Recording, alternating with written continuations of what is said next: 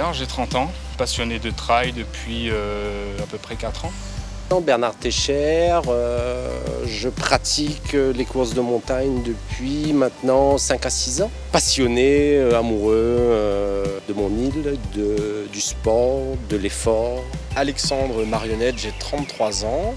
Je suis un raideur occasionnel puisque j'ai démarré la course à pied il y a moins d'1 an. J'ai commencé en février l'année dernière, que je viens du monde du vélo. Et j'ai décidé de me lancer dans le trail sur un challenge entre copains. Roselyne Robert, j'ai 54 ans, je suis passionnée de courses de montagne depuis 12 ans.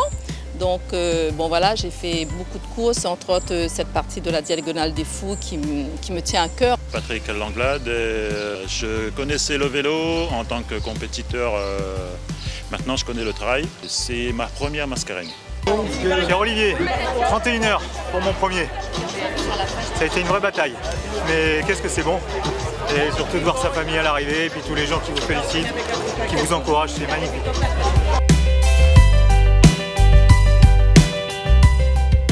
On s'est entraîné pas mal avec mon frère, effectivement, avec quelques amis trailers de longue date également.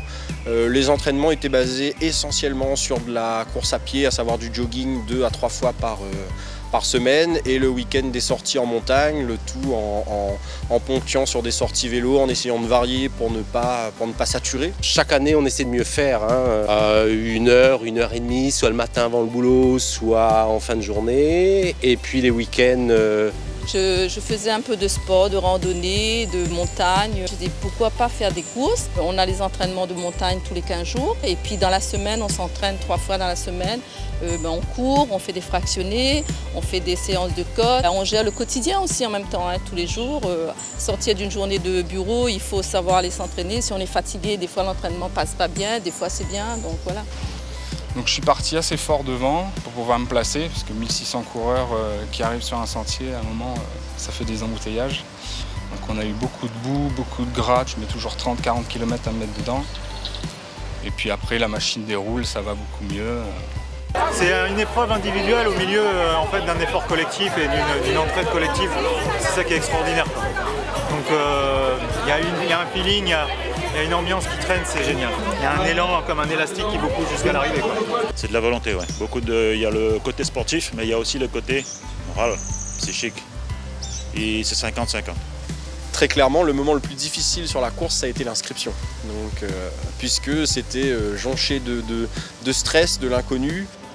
Le moment le plus difficile, la montée de la plaine aux Merles avant de rentrer dans ma fat. La deuxième partie du gîte, là j'ai commencé à sentir de la fatigue et la descente de Bélouve dans la nuit, le brouillard, la pluie, le vent, et donc là c'était horrible. Le plus beau souvenir, c'est ce côté très ouvert. En trouver qu'un seul va être difficile, mais le pont Vincennes, là je prends le temps de me poser et ça c'est un moment génial. La ligne d'arrivée avec mon garçon et ma femme, voilà, ça c'est le plus beau moment. À tous ceux qui souhaiteraient s'inscrire, tout ce que je leur dirais, c'est que c'est loin d'être inaccessible, puisque j'étais dans le même état d'esprit qu'eux il y a encore moins d'1 an. Et au final, j'ai passé l'arrivée. Mon conseil pour partir sur du grand format, il faut de l'entraînement et avoir de la rigueur en fait. Faut le faire. Une fois passé l'arrivée, on n'est plus le même. Alors si je ne devais courir qu'avec un objet, c'est idiot, c'est un petit doudou qui est à mes enfants avec lequel j'ai couru. Et si je ne pouvais pas courir sans un objet, ça serait bien mon MP3 musique. Il y avait du Bob Marley, il y avait du Adele. On peut que se réjouir de cette folie de la course et on peut être que fier des valeurs qu'il porte, des valeurs d'engagement qu'il porte, et donc une très grande fierté bien sûr de la part d'un directeur général de la banque. Le message c'est d'abord leur dire bravo, un grand bravo, bravo d'avoir eu le courage de se préparer, bravo d'avoir eu le courage d'entreprendre. Je suis sûr qu'il y a des moments qui ont été difficiles, mais ils ont tenu et bravo à tous. Et puis surtout que l'année prochaine ils recommencent et qu'ils recommencent également avec d'autres, que ça soit donc un relais d'entraînement et qu'il y ait une équipe donc BR qui se constitue pour les prochaines courses. Je dédicace ma course à mon petit garçon Brieux. Voilà. À mon filou. À mon doudou. Si je devrais dédicacer cette course, je la dédicacerais à mon petit bébé qui va arriver en fin d'année. Si je devais retenir un mot pour ma course, je dirais gestion. Prenant. Heureux. Difficile. Course passionnante. C'est magique quoi.